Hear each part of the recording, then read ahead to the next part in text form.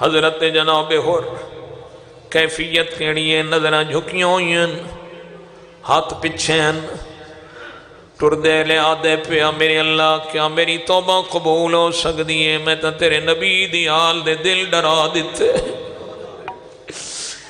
کتنا کریم ہے اکبر دا بابا، جدہ مہمان نو آدھے آویکھے ہیں حسین اگاں ودھین، اور دا جھکے ہوئے اثار میرے مولا نے اپنے ہاتھ نال بلند کیتا ہے۔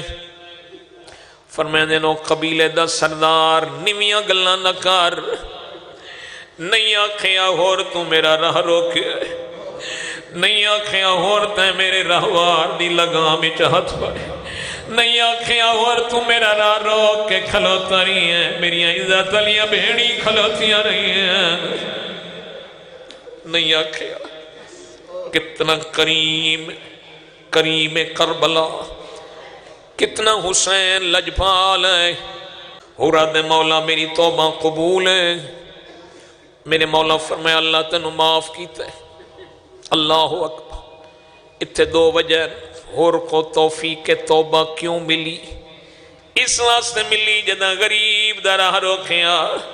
اکبر دے باپے فرمایا سقل تو کہ امو کے تیری ماں تیرے غم میں چروے میرا راہ چھوڑ۔ ہو رہا دے مولا تو میری ماں دا نا لے ہے، میں تھوڑی ماں دا نا نہیں لے سکتا، تیری اماں بطول ہے، تیری ماں زہرا ہے۔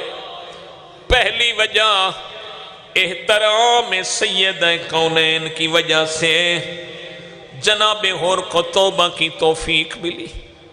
ہور وڈا مجرم آئی سفارشی حسین بارگاہ حسین چاک پیاد، مولا میری توبہ قبول ہے۔ آؤ میرے جوانوں، میرے محترم سامعین، غور نے احترام سیدہ کیتا، مظلوم کربلا دا واسطہ اختیار کیتا۔ جتنے بیٹھے ہیں ہمارے دلوں میں سیدہ کا احترام ہے، جتنے تشریف فرمائیں ہم مظلوم کربلا کو اللہ کی بارگاہ میں بہت بڑا واسطہ مانتے ہیں، تو پھر ہم میں سے حر کیوں نہیں کوئی بنتا؟ آئے ابھی حر بنے۔ الہی ہم سب کی خطاؤں سے درگزر فرما، خدایا ہمارے بزرگان کے گناہوں کو معاف فرما۔